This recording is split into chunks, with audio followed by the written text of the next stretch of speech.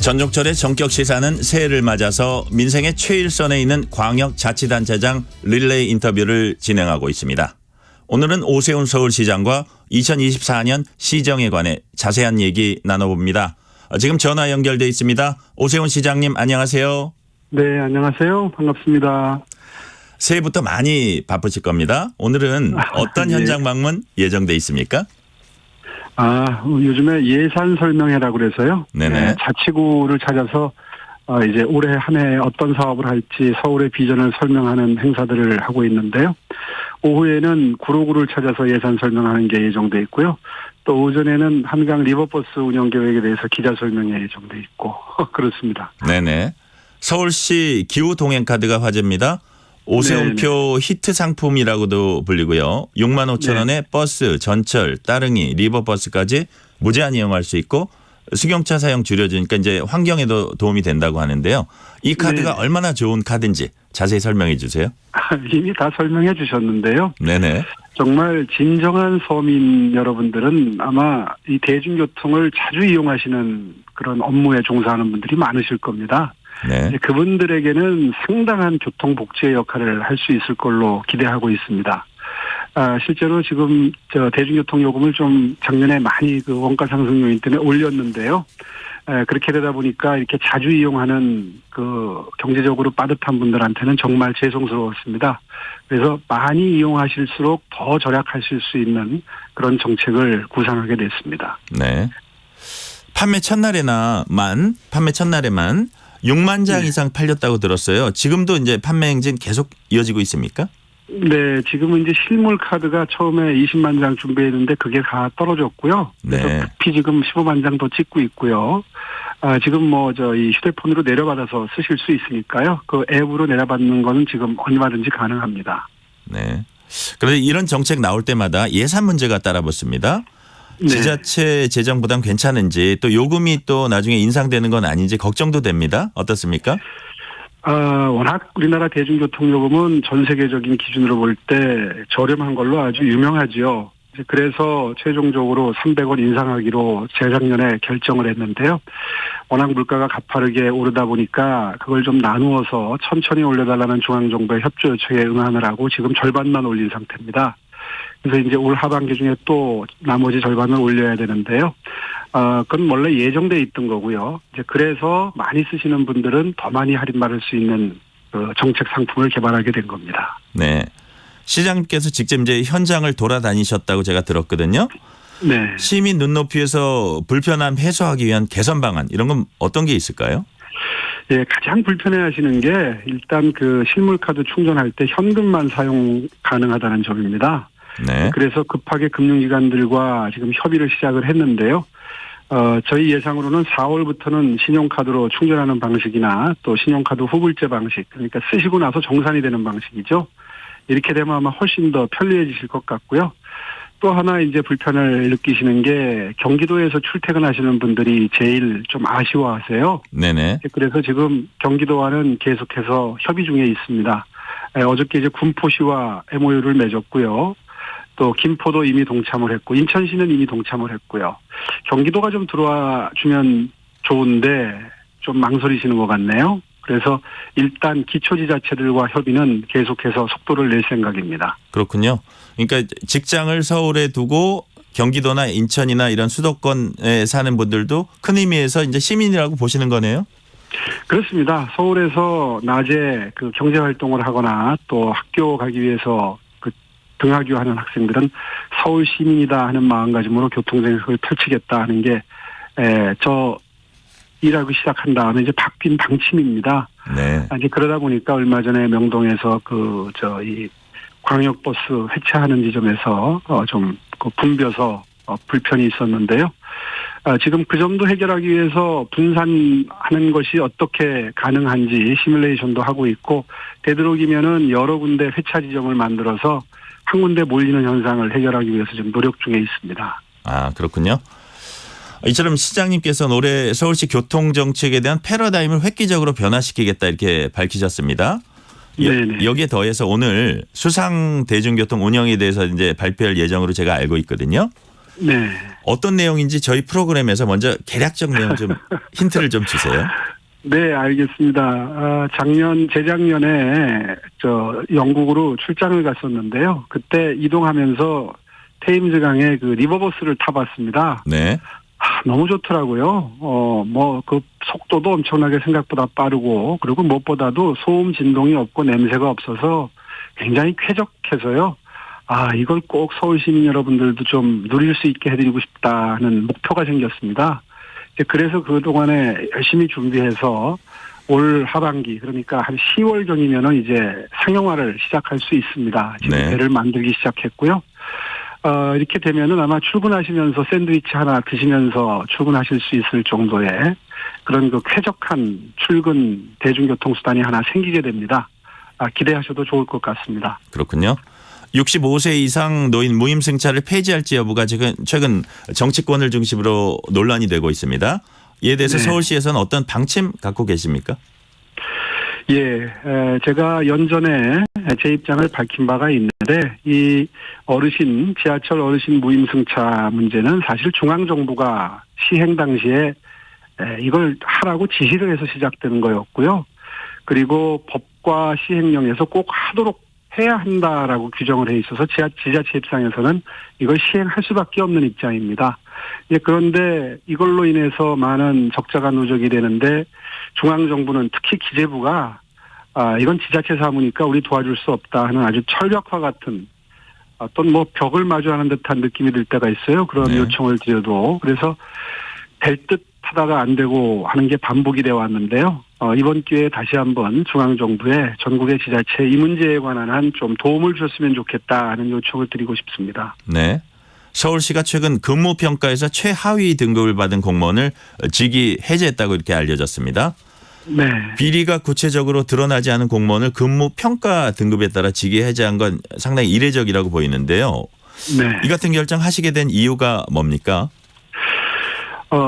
서울시뿐만 아니라 어느 직장에도 이른바 오피스 빌런이라고 해서 사무실에 악당들이 있죠. 이 사람이랑 같이 못하겠다.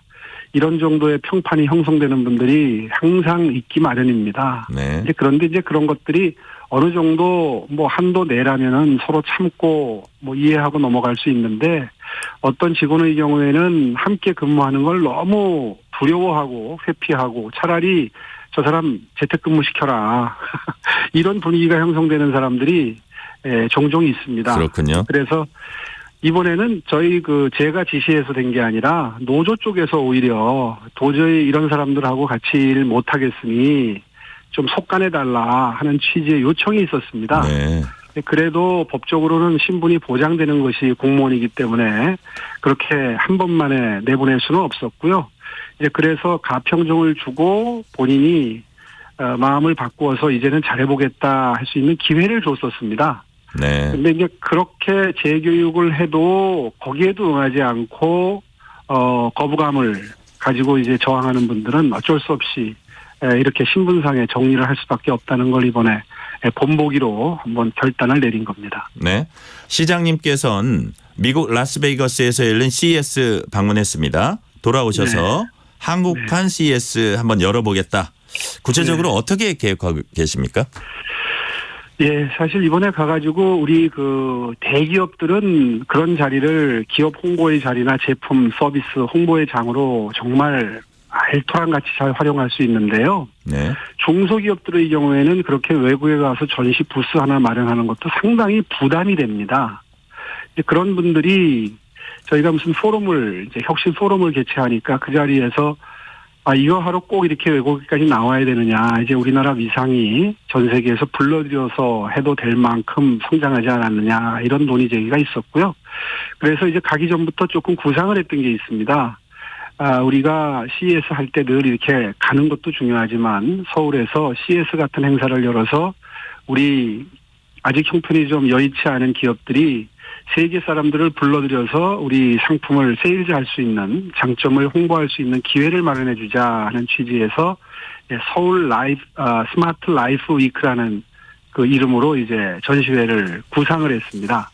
CES는 가전제품 위주거든요. 네. 이제 이 스마트 라이프 위크는 서울이 스마트 시티로 유명하기 때문에 일상생활에서 누릴 수 있는 각종 그러니까 우리가 많이 팔아야 되는 물건들, 예를 들면 뷰티 제품이라든가 헬스 제품이라든가 이런 것까지를 포함해서 기술이라기보다는 사람의 초점을 맞춘 미래 전시회라고 보시면 되겠습니다. 네. 그렇게 해서 우리의 강점이 있는 제품과 서비스를 전 세계 사람들을 불러들여서 함께 전시하고 서로 정보 교환하고 홍보할 수 있는 장을 만들겠다. 이렇게 목표를 세웠고요. 이제 그 첫 행사가 올해 10월 7일부터 10일까지 서울 코엑스에서 또 강남 일원에서 개최가 됩니다. 네.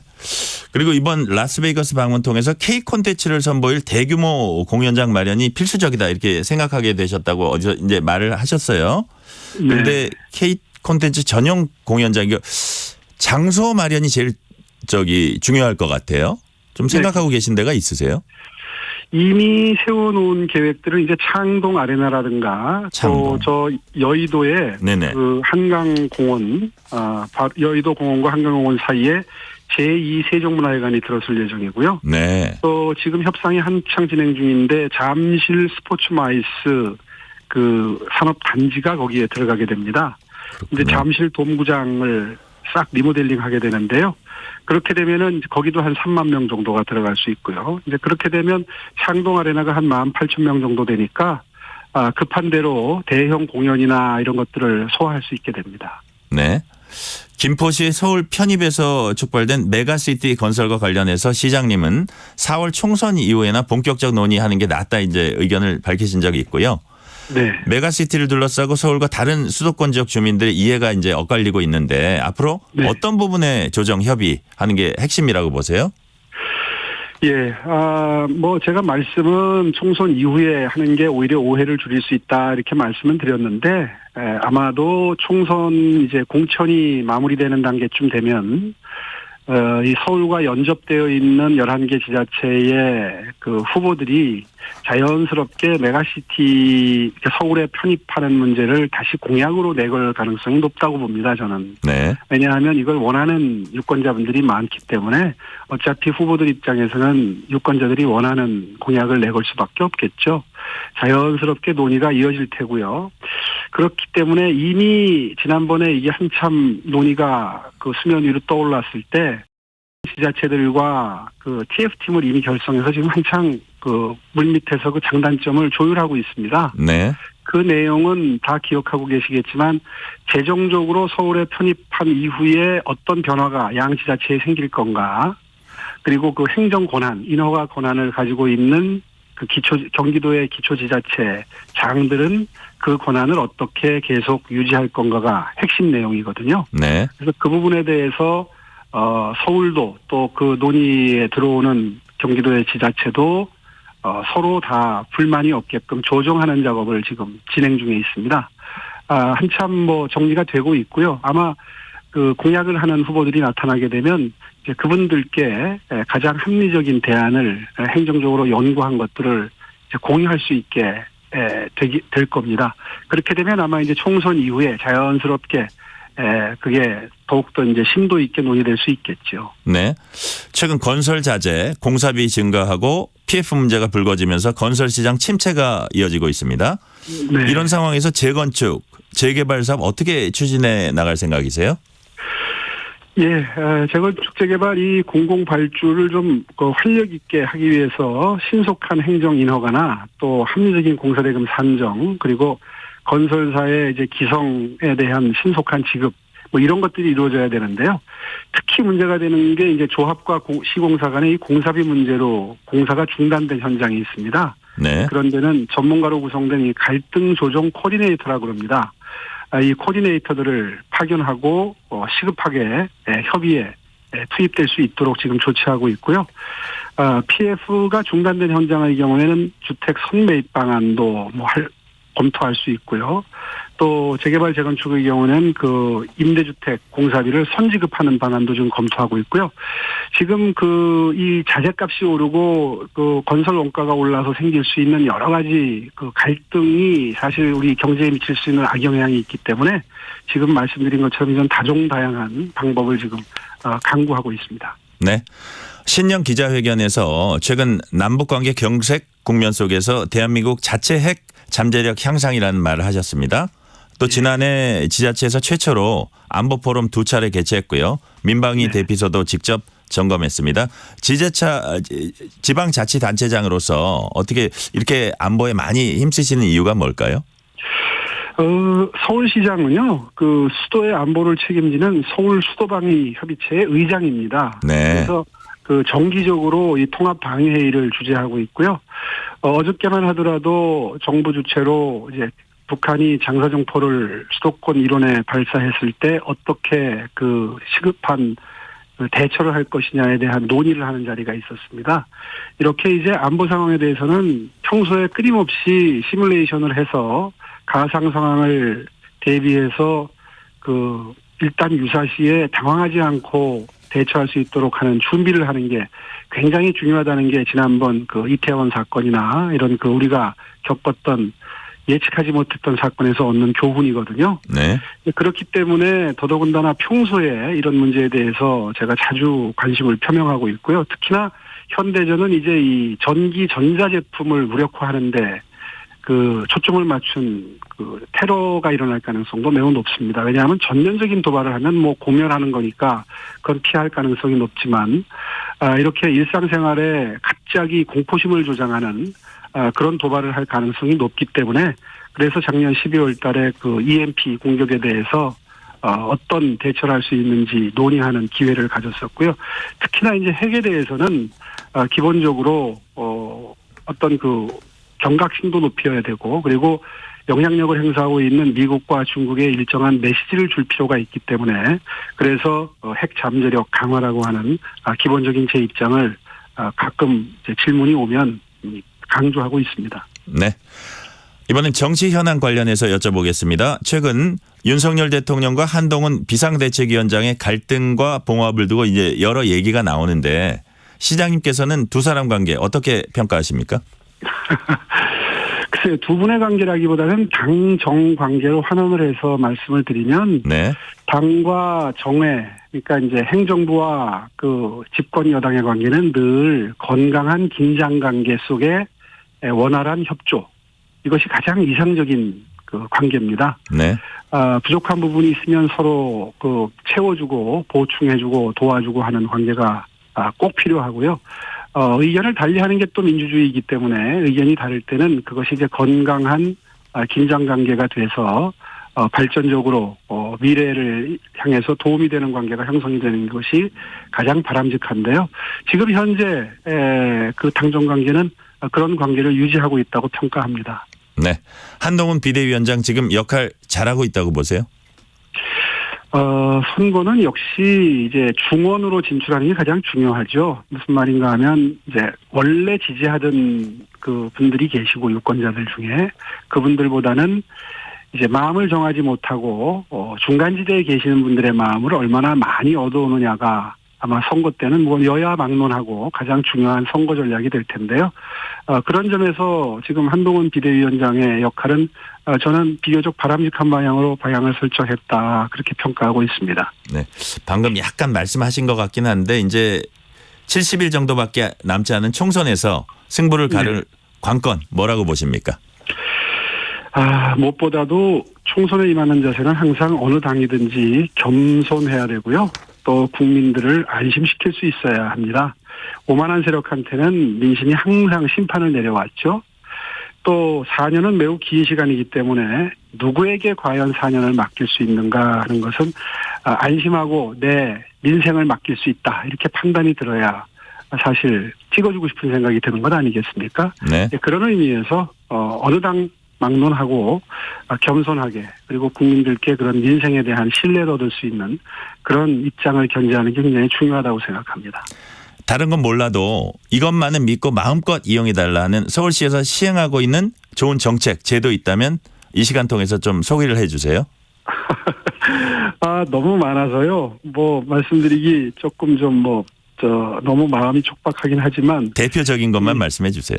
하나만 말씀드리자면 제일 시민들께 도움되는 게 손목 닥터 9988이라는 정책이 있습니다. 네. 이게 뭐냐면은 이제 서울시에서 그 마련한 앱을 내려받으시면 정기적으로 운동을 꾸준히 하시면 포인트가 쌓여서 이제 편의점 같은 데서 그걸 포인트로 물건을 사실 수 있는 이런 인센티브가 주어지는데요.